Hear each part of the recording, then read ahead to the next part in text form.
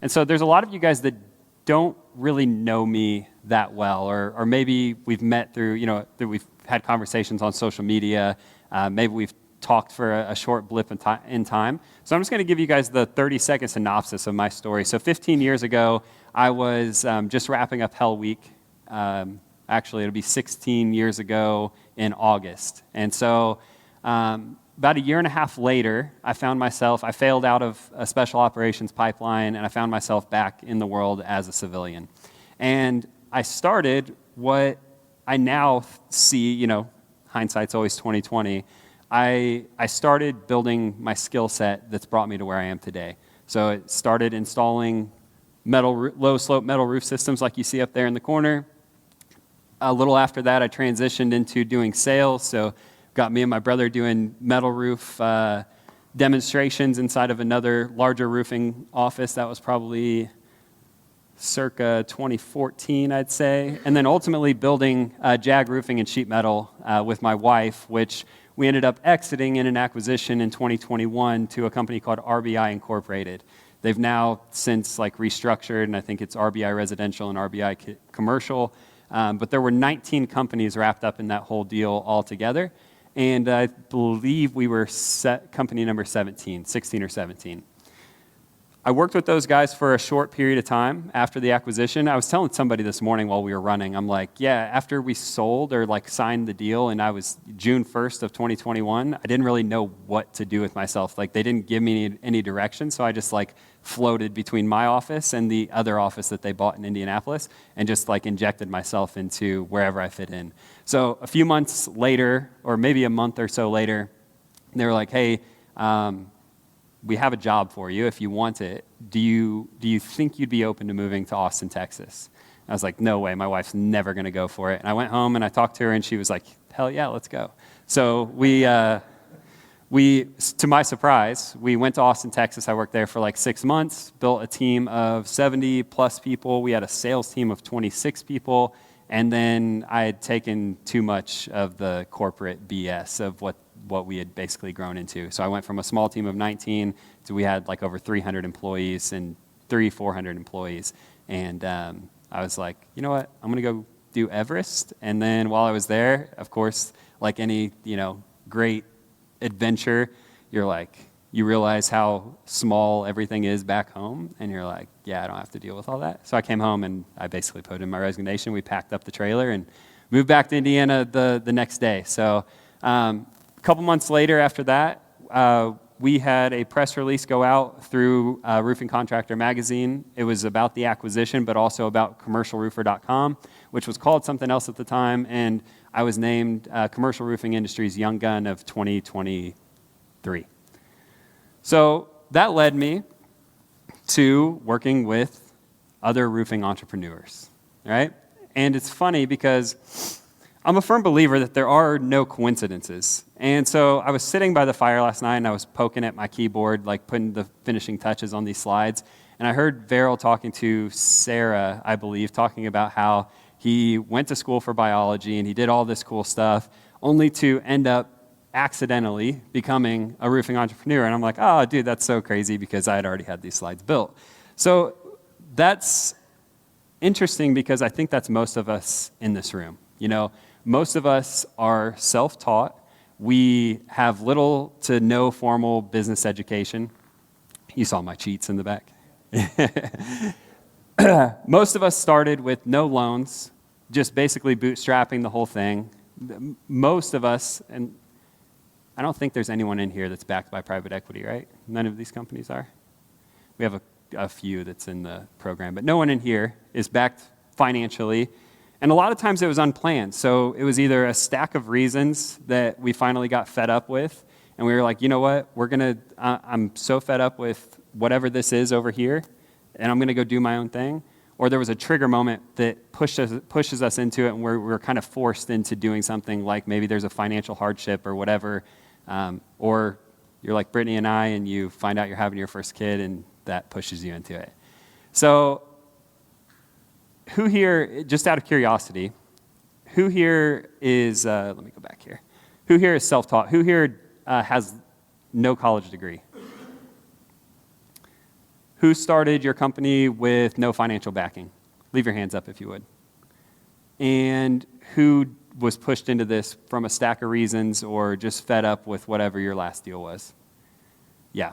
So the question is, how many accidental roofers are there in the room? And there's a lot of us, right? And so out of 102,000 roofers, I looked these stats up because, well, I'll tell you guys actually, let me sidestep for a second because I'll tell you what I do through the week now that I don't actually run a roofing company. So I live on 52 acres with my wife and kids, and we've got a little log cabin on the other side of the property. So when we're not here in California, we're in Indianapolis at this property. And I lock myself in there, and I basically talk to you guys about roofing all day.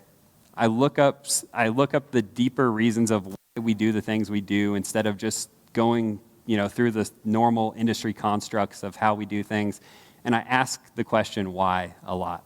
And so when I started, putting these slides together, I wanted to know what are the actual stats behind all of these things, right? So out of 102,000 roofing companies in the United States right now, there's 70% that launched without a formal business plan. There were 90, so this is the craziest one. This is the craziest stat. 91% of roofing company owners don't have a degree, and 44% don't have any college, which I thought that number might be a little bit higher. And almost all of us basically did it without venture capital. So if you do the math, guys, we're freaking everywhere, right? Literally this entire room had their hand raised. And when I look at the entire entrepreneurial journey, just like, who here is an actual client within the university? If you guys would raise your hands so we can see the split in the room. Cool.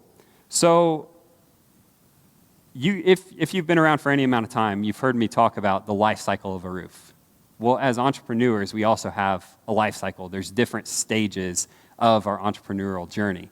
And so in the beginning, we have the eureka moment. So this is the point where we're pushed into it and we're all, excited to launch the thing, and we're designing logos and putting our website together, and it sounds awesome. But usually, and this is different for everybody, but there's a point in time where we're like, holy shit, this is way harder than I thought it was going to be. And at that point in time, there's a lot of people that quit. But obviously, if we're in this room and we're still in business, we're the ones that actually push through. And we're saying, we might actually have something here. In the beginning, when we are launching, you're launching your business, so it feels pretty freaking exciting, right? You're actually feeling like you're building something. Even if you're on a leadership team in here, like Rocky, I know you're on a leadership team. Andy's on a leadership, kind of a part of the leadership team at the building the company. You actually feel like you have something that people care about what you're saying. You know what I mean? You have an input, and it's like you're actually affecting something. You're hustling to make your first sales. There's lots of trial and error, mostly error, but a little bit of trial. And it feels difficult and painful, but it's exciting. And so there was a study done years ago where I can't remember if it was Harvard or Stanford or one of these things, one of these Ivy League schools. And they did a study where they basically connected a guy to electricity pulses, and what he could withstand on his own was to a certain degree, right? I don't remember the details of it. But when they informed him that for every zap that he took, his family didn't have to take, his threshold increased by 4 times. His pain threshold increased by 4 times. So when you know that you're building something for yourself and you know that the outcome is going to be beautiful, you have this vision for a healthy business, a profitable business, you can endure a lot of difficulty and a lot of pain. And so the goal within the first stage of launching the business is really just to prove that everything works. We just want to sell and serve people that are not our mom and our dad or our cousins or our buddy from college. And the next phase is usually a pretty exciting one. So usually I'll see this, especially in our market or in our industry, we have guys that start their company and then they'll hit a storm, right? A storm falls in their lap. And for the next little bit of time, it's like, holy shit, this is awesome, right? And they're saying things like, we're all going to be rich, so this is the best thing. I knew the owner of the last company was making so much money and he was paying us peons. And, a a lot of times that's when the guys start, they're hunting for Lamborghinis and all that fun stuff. If you're anything like me, you settle for the 350Z, and you don't actually get the Lamborghini. So, but within this point, this is really exciting. And so this is more short-lived in our industry than a lot of other industries because, like I said, people ride those waves of the storms or, for whatever reason, they go on a spree of being able to sell a bunch, and the whole business is small but mighty. Sales are predictable because they're the one that's actually doing. A lot of times these guys are selling the deal. They're also managing the project. They're basically operating as the entire business. They are the operating system of the business, and there are no real systems. Everything's kind of held together with like what you guys see here on the screen, duct tape and bubble gum holding the whole business together. And it's good for the ego because they're needed for everything, right? So they're like, I'm the man. I'm making all this money. Things are good. High morale. When they bring someone on, it's, the team feels like family, and things are hectic, crazy, and tons of fun. And the goal is to just keep the plate spinning, right? So this is the hustle, the grind, the bulldozing your way through the, from January to December. And you're saying things like, we need to hire more people fast, right? Our current tech stack isn't working. Maybe we need a new CRM. We need new equipment. We need new trucks. And they're going out and they're spending all that money just as quick as they made it. They're saying, look, this was working awesome, working out of my house for a little while, but now we've outgrown it. We need new offices, and we need a warehouse, and look at us, we're finally acting like a real business. And then something weird happens, and the storm dies out, or they start to hire all these people, and they don't have the leadership skills necessary to keep things rocking and rolling, and they're like, okay, maybe it's not a big deal. Maybe we'll overcome this. And then they're like, okay, what the hell is actually happening here? And this is where most companies come into my world. They're seeing sales that are up and down. The cash flow starts to go up and down. They're scratching their head. And they eventually, at first they're throwing like everything in the kitchen sink at it, and they're able to, like I said, get the spikes, the ups and downs in sales, and the cash flows, like I said, a little bit up and down. And then they run out of ideas, and it's kind of like a flat line. But if I know anything about flat lines, it's that inertia and gravity eventually, play an effect on it, and those flat lines start to dip a little bit, okay? And so it's not just the sales, it's not just the cash flow that starts to dip. It's actually like the heartbeat of the company too, because the employees start to feel the chaos, and they're like, oh, Steve doesn't know what he's doing, or Steve isn't there for me, like he was in the beginning. And all of the stuff starts to come up, and you have all these people talking, and it's just like makes things super complex. And here's what happens. The team's still growing because you were ramping up, so why wouldn't you be hiring people, right? We got to scale this bad boy.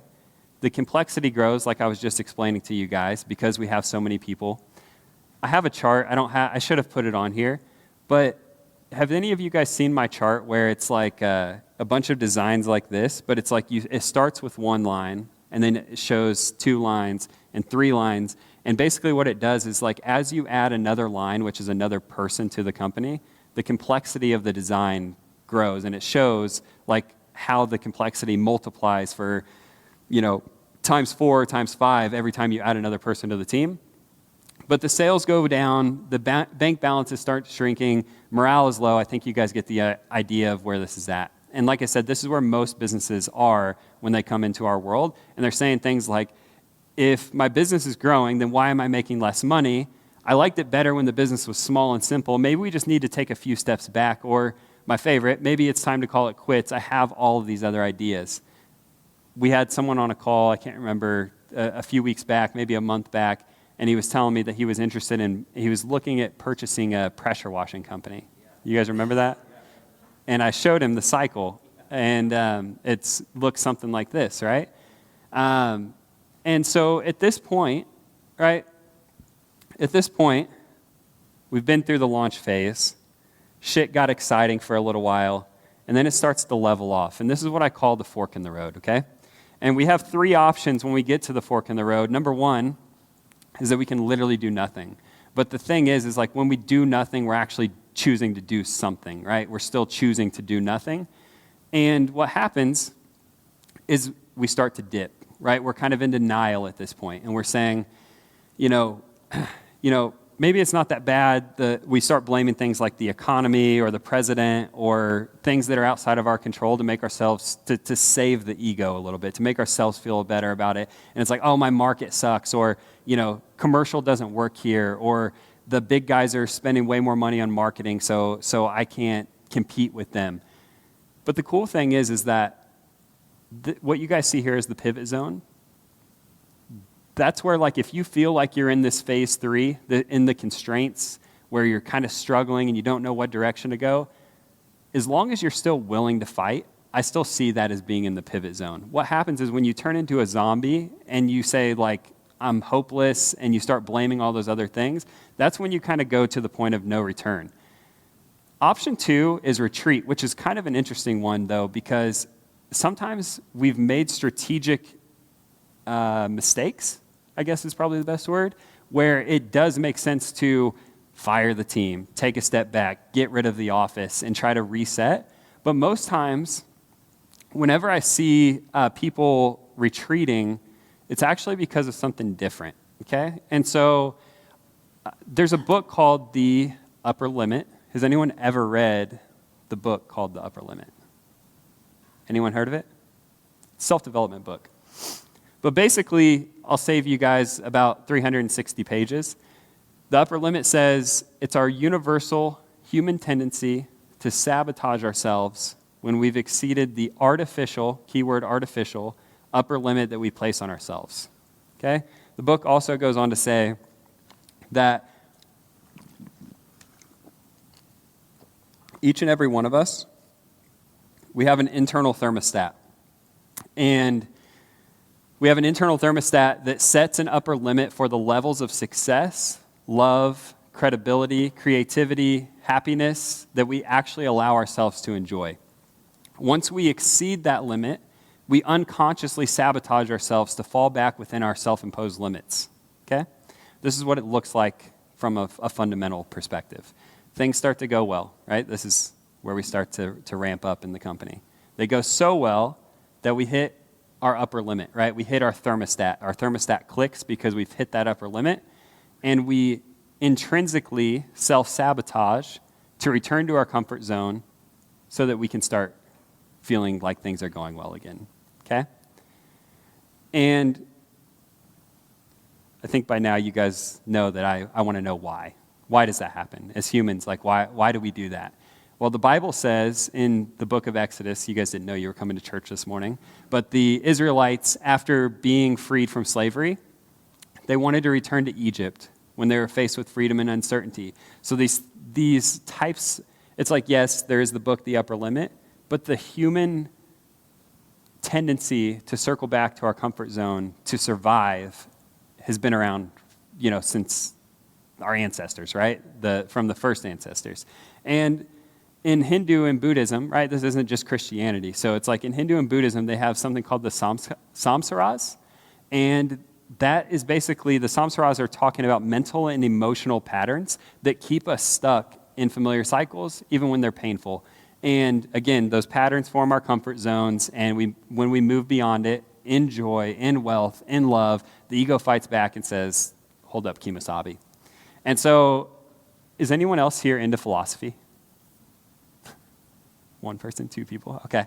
I like core principles, right? I like to know, I like things to be very black and white and not opinionated. So I was like, okay, so the Bible says this, Buddha says that, Hindu says that, but were there any philosophers, I asked ChatGPT, I said, were there any philosophers that talked about this? And it was really interesting because I found writings from Seneca, Epictetus, and Marcus Aurelius that all said the exact same thing.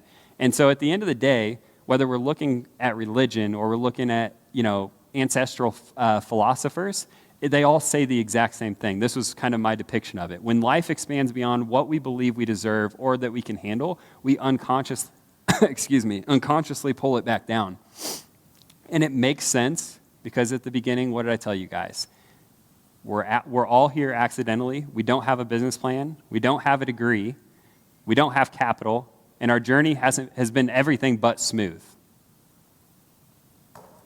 So my message for you guys today is basically that you're not alone. We've got an entire room full of people that are all rowing in the exact same direction. The business isn't broken, right? You aren't broken. You just need to develop the skills to become the leader that can grow this business into the next phase. And I'm going to do my best to give you guys a playbook in leaving here to be able to do that. All right? Which takes me to the third and final option that we have, which is to actually scale the business. All right? So we probably could have skipped ahead to this and skipped all that other stuff, but it wouldn't have made it as dramatic if I did. And the bad news here is that everything that made you guys great in the beginning, in the launch phase, in the ramp-up phase, is actually going to be everything that holds you guys back now. So the hustle, the grind, the figuring it out that I was talking to you guys that is so prevalent and so necessary in rolling up our sleeves and just digging in the beginning to really fully own getting the business off the ground is exactly what holds you back from actually building systems and processes for marketing, sales, a service and maintenance model, and actually hiring people because you feel like the business needs to revolve around you. And the truth is that it absolutely doesn't. And these are all different mountains that we have to climb. Oops, didn't mean to do that. These are all different mountains that we have to climb, but I heard a guy say, and I'm totally going to butcher this, it was said way more eloquently when I heard him say it. He said, we don't have the business that we want yet because we haven't become the person that can actually handle that or build the business yet. And so we got to build the businessman before we build the business plan, and that's my idea in what I want to work through with you guys over the next 2 days. We're going to build 2 different mountains, okay? So rather than looking at where we start to flatline here, going from momentum to the actual fork in the road, if we don't look at that as a flatline and we rather look at it as a bridge from going from one mountain to the next mountain, it's not so daunting anymore. It's like, okay, yes, it is a plateau, but the crazy thing is that these plateaus are never ending. And that's been my biggest takeaway in the last few years of paying to be in rooms like this with, guys like you guys, but that are the next few steps ahead of me, is I've started to understand that these are all new mountains to be conquered. And the thing is that the mountains just keep getting bigger. There is no Mount Everest. There is no, top of the world. It's like there is just so much, an endless amount of information in endless levels. Like Lee was talking this morning, he's doing acquisitions, right? He's acquiring businesses. That's a different level. And then there's roll-ups like I was involved in. That's another level, right? There's just so many ways to create wealth in this space. It's like we just have to master where we're at first, and then we can move to the next mountain.